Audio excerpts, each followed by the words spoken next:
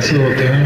मेरी टांग का मसला हो, गुर्दों का भी मसला है, हफ्ते में 3 दफ़ा डायलिसिस होते हैं। हमारा बंद हो गया, हम नहीं करवा सकते, इतना नहीं अफोर्ड कर सकते, हम बहुत मजबूर हैं।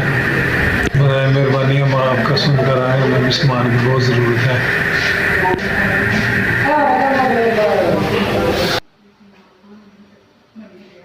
इदारे का बहुत शुक्रिया, आपकी तरफ से मुझे हफ्ते का सामान मिला है। हम आपका बहुत शुक्रगुजार हैं कि आपने तीसरी दफ़ा हमारी मदद की। अल्लाह ताला आपके इदारे को सदा सलामत रखे। आपने फिर हमारी मदद की, आपका बहुत बहुत शुक्रिया। अस्सलाम वालेकुम, मेरा नाम अब्दुल रहमान है। मैं 2.5 साल तो डायलिसिस का मरीज हाँ।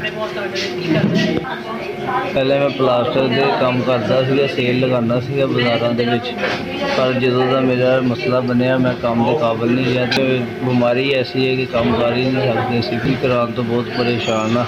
ਪਹਿਲੇ ਸਿਹਤ ਕਾਰਡ ਚੱਲਦਾ ਸੀ, ਉਦੋਂ ਕੰਮ ਠੀਕ ਸੀਗਾ। ਹੁਣ ਤੇ ਸਿਹਤ ਕਾਰਡ ਬੰਦ ਹੋ ਗਿਆ ਤੇ ਸਾਡਾ ਕੋਈ ਆਸਰਾ ਹੀ ਨਹੀਂ ਹੈ। मेरे हफ्ते 2 दफ़ा डायलिसिस होंगे ने।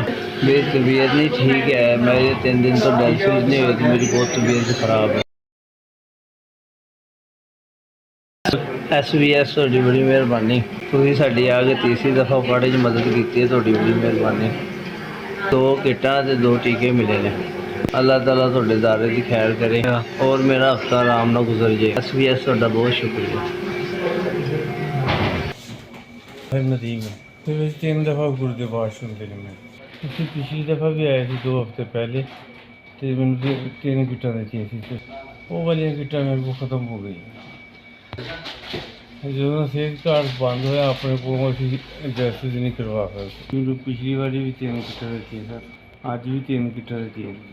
ऐसे भी अल्लाह पाक दे दारे की खैर, तुसीं इंज गरीबां दी मदद कर सके।